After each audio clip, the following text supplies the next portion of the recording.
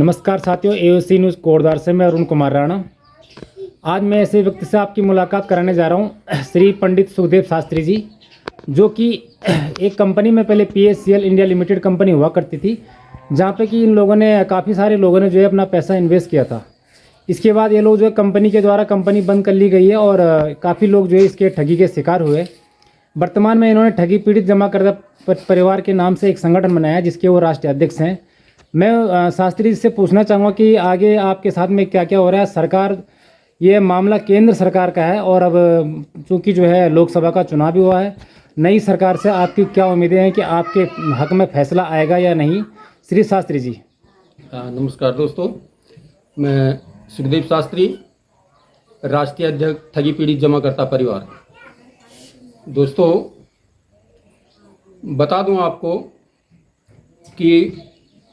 अनेक प्रकार की कंपनियां, PSCL हो गया, JCA हो गया, सहारा इंडिया है, बाइक बोट है,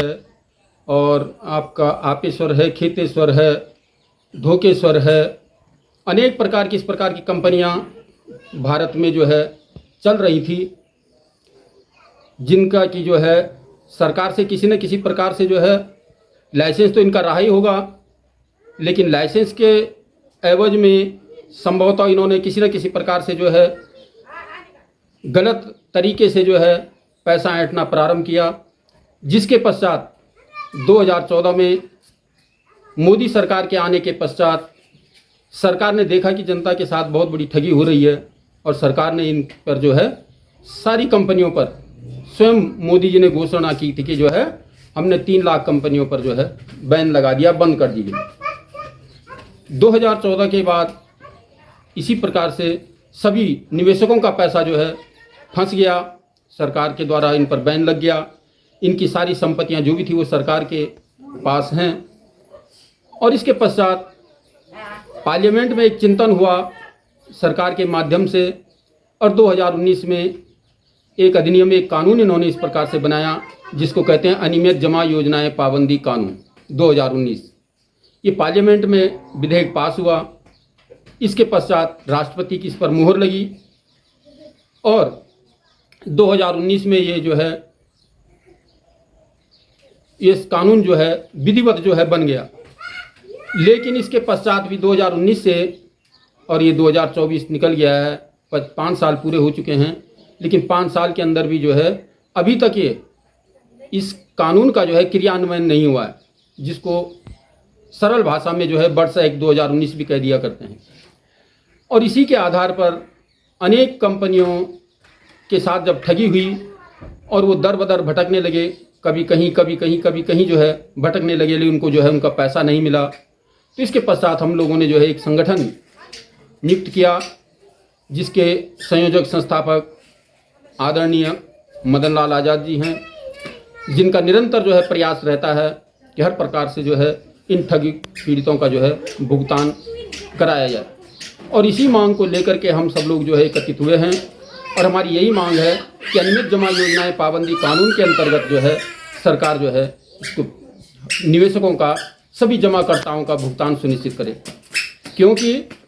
ये कानून इस प्रकार का बना हुआ है, कानून टाइम बाउंड है कि 6 महीने के अंदर अंदर सरकार जो है इन कंपनियों का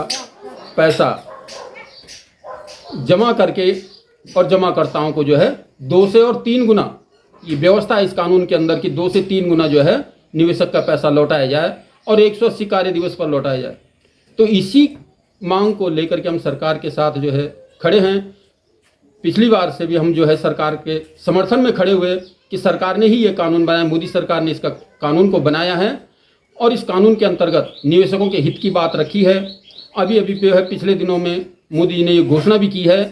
कि जिसने खाया है उससे निकालूंगा, और जिसका खाया है उसको जो है वापस दिलाऊंगा। तो इस प्रकार से हम सरकार के साथ खड़े थे और आगे भी खड़े रहेंगे। अब कल को जो है सरकार का नया जो है गठन प्रारंभ होने जा रहा है, और हमारी फिर यही मांग होगी। इसके अंतर्गत ही 12 जून को हमारा एक जो है राष्ट्रीय स्तर का सम्मेलन जो है टिहरी गढ़वाल में जो है निश्चित किया गया है। 12 जून को जो है हम सब लोग वहाँ पर एकत्रित होंगे। इसके साथ ही इससे पूर्व ही हमारी एक घोषणा है कि जैसे ही कल को नई सरकार बनती है 543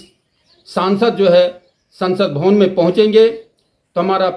संपूर्ण सभी 543 सांसदों को एक मांग पत्र जाएगा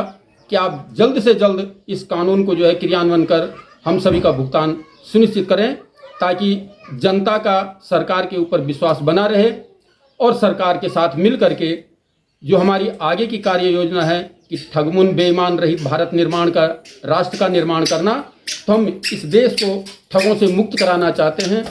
और यही हमारी मांग है। किसी प्रकार का भी कोई कहीं पर भी कोई ठगी होगी तो ये संगठन हर समय उस ठगी व्यक्ति के साथ खड़ा रहेगा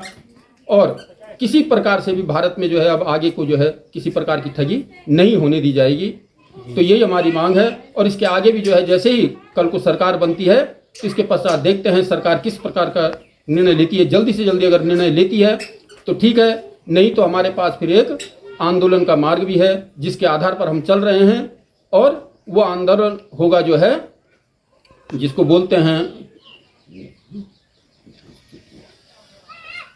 सत्याग्रह। जी हाँ, सत्याग्रह के माध्यम से हमारी किसी प्रकार से भी किसी प्रकार का कोई लड़ाई कोई विधान नहीं होगा। हम केवल सत्याग्रह के माध्यम से सरकार से अपनी मांग रखेंगे और जल्द से जल्द जो है हम चाहेंगे कि सरकार जल्द से जल्द इस पर अमल करे ताकि सभी का जो है भुगतान हो। सभी ठगी पीड़ित, किसी ने अपनी बेटी की शादी के लिए, किसी ने अपने बीमारी के लिए, किसी ने अपने बच्चों की शिक्षा के लिए अनेक प्रकार से दो पैसा इकट्ठा करके इस कंपनियों में जमा किया था, जो कि आज दर बदर की ठोकरें खा रहे हैं। तो हमारी सरकार से यही मांग